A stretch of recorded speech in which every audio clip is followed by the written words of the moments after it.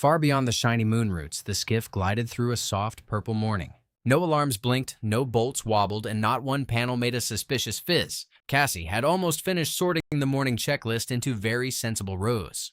Max had almost finished listening to the engine hum and deciding it had excellent manners. Ziggy had almost finished pretending not to notice the junk drawer. Then one tiny weather dot blinked twice, and the quiet morning leaned forward. Grab a wrench, grab some tape, fix the skiff before it breaks. Engine sputter, doors won't close. We've got plans that no one knows. Skiff Crew, we'll fix it till it flies. Skiff Crew, with junk we improvise. Patch it, match it, clip it too. I got a terrible plan and it just might do. The console showed a forecast, then showed the very same forecast again. Sunny cloud, soft rain, turn left, turn left. That is too tidy to be weather. Or weather-learned echo tricks. Ahead of them, the cloud whale lanes curved through the mist like glowing ribbons. The relay beside the nursery blinked twice, waited, and blinked twice again. Gentle cloud whales drifted below it, guiding their calves through the safest paths. Slow drift. Give the whales plenty of room. Cassie guided the skiff to the edge of the lane, careful as a spoon balancing soup.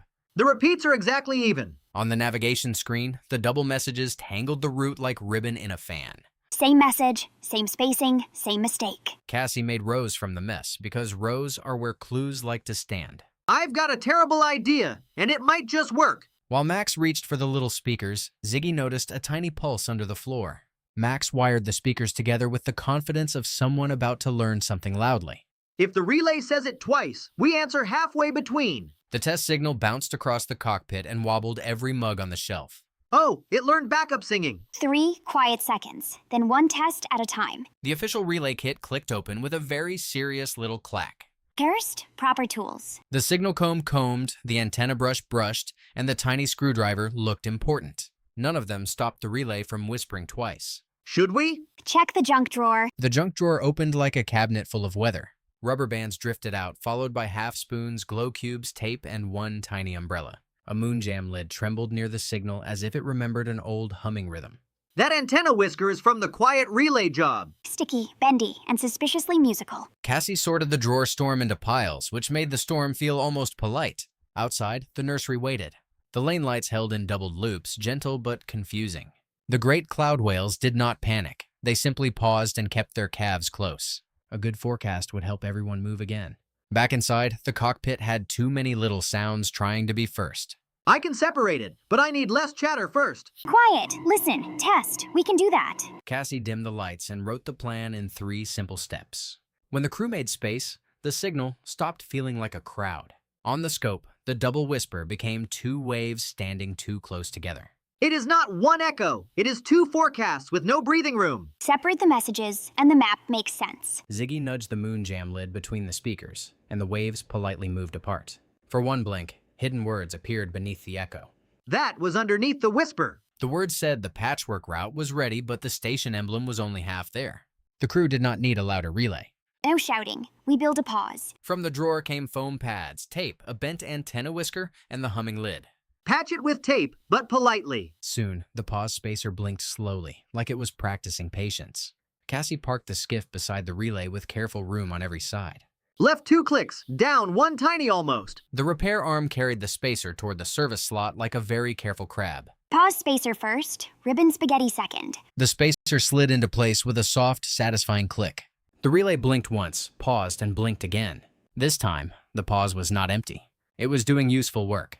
That is a real forecast again. Almost. There is a crumb of echo left. The last echo crumb was small, which meant it needed patient hands. 1 millimeter, then wait. The dial turned just a little too far. Forecast mustaches were not in my plan. Cassie did not laugh until the cloud icons were safely demustached. Quiet, listen, test. Everyone made space again. Even the floating rubber band stopped drifting dramatically. Ziggy's tape scrap became the tiniest marker on the adjustment dial. There, the quiet part is doing the work. Then we will protect the quiet part. The relay sent a forecast, waited, and sent the next one clearly. The doubled loops untangled into smooth, glowing lanes. Cloud whale lanes are clear. The whales began to move, slow and soft as clouds, remembering where to go. Each calf followed a path that finally had room to be understood. When the weather was fixed, the console saved one small extra whisper. 3 notes, lots of space, and half an emblem. Cassie saved the clue without chasing it away from the peaceful moment. We will keep that safe for another day. The skiff turned for home with its junk drawer slightly tidier than usual. Behind them, the relay whispered once, waited kindly, and let the next message have its turn. Because listening is not only hearing the words, sometimes it is making space between them. Grab a wrench, grab some tape, fix the skiff before it breaks. Engine sputter,